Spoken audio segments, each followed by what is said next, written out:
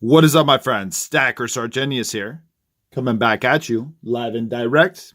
Not exactly live and direct. You're going to watch this after the fact, but we preach to the choir so we could get inspired to acquire. And I think that that's actually a pretty good catchphrase for the community at large, because that's pretty much what we all do. We share our acquisitions so that we could maybe learn something, maybe teach something where applicable, and just ultimately just like grow in our wealth over time. That's why I love watching unboxings. Whenever I watch you guys unbox like a new piece of silver or like a tube or whatever, like piece of gold, I know that I'm watching you. I'm watching you actually getting richer. Like you're actually becoming more wealthy with every unboxing. So just think of that. I know like the prices of metals are not exactly where we ultimately want them to be, but this is the time to acquire these things. You don't want to start acquiring once the price goes high. A majority of people will do that. I know several people that bought gold at $1,800 an ounce. It's not like they were buying gold before that point. They saw that it was rising up and they're like, oh, I need to buy some. But that's just like such a such a compulsive way to go about things. I think it's better to buy low and sell high. I still think that gold is low and silver is certainly low without a doubt.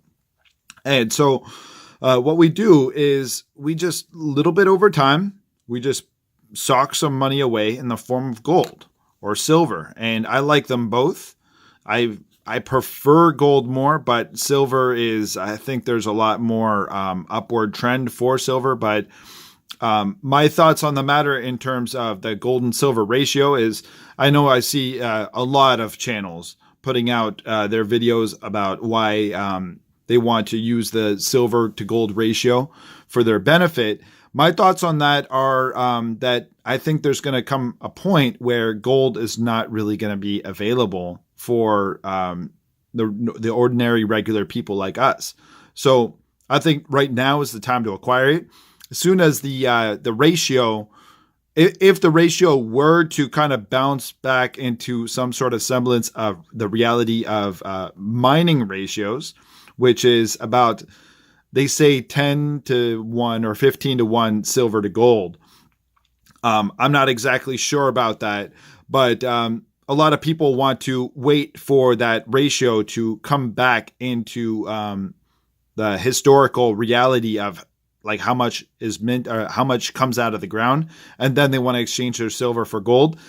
I am of the belief that if that were the case, if that were to happen in the future, I don't think that gold is going to be available anymore. I think it's going to be gobbled up by the super wealthy, the super rich.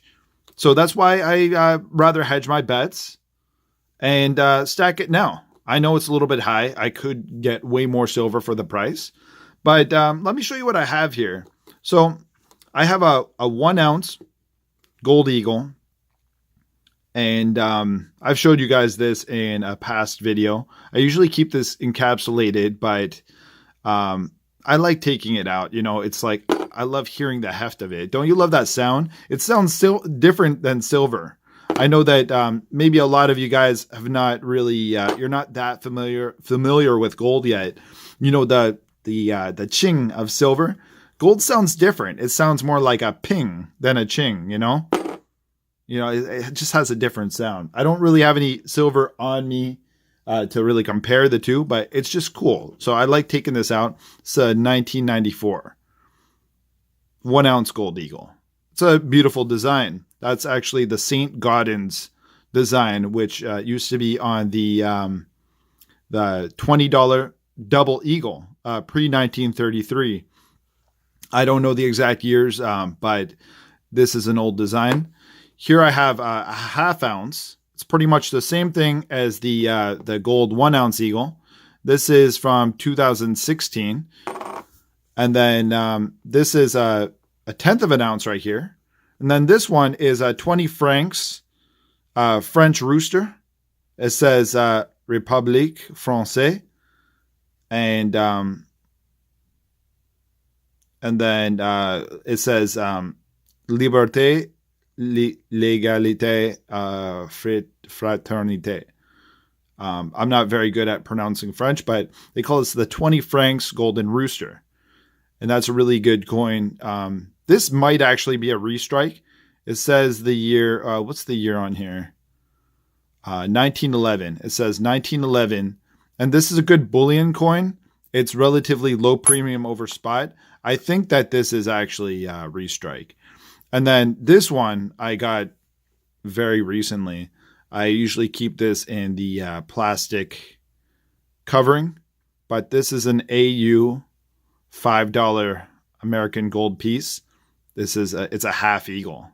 So this is $5. It says 5D on there. United States of America. It's just a classic design. Out of all the American gold coins, I love the Liberty heads the most, even though they go for the least premium from what I find. It seems like maybe the Indian heads are of more value or more collector value. They're more sought after, it seems like. But I prefer this design more because I like the Greco-Roman style. This is a 1912 British gold sovereign. And it has King George on there. And this was relatively low premium over spot too. My friend gave me a really good deal. He hooks it up. He's a jeweler and he's a coin enthusiast as well. And so like he often offers me some gold and silver for good prices because he's always moving it as well. And then this is a dos y medio, 2.5 gold peso. And this is from 1945, but I think this is a restrike as well. I explained this in an earlier video that the year 1945 was a very low mintage. So the Mexican government decided to restrike it sometime in the 50s, which, I don't really care that much that it's a restrike because I got it for just a couple dollars over spot. So I think I made out pretty good in the end of the day. It says 2 pesos, but it's actually 2.5 on here. That's actually miswritten. But yeah, my friends, this is my little tiny gold stack right here. You could attain this too. If you have no gold at all, this could be yours. Just little by little, just put money away and diversify from silver if you wish to or not. This is just my choices.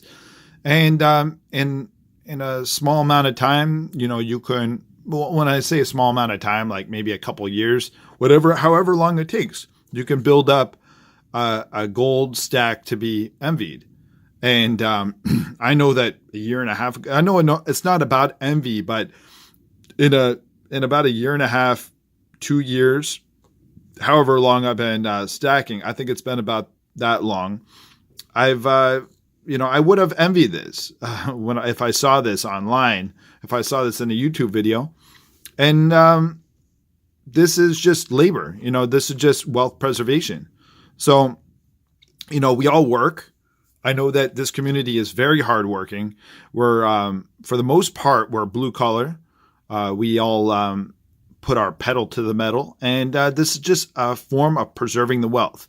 We should really value our time and labor. And if we do, and if we understand monetary history and the value of precious metals, then we definitely should be investigating this as a hedge against inflation and various other matters.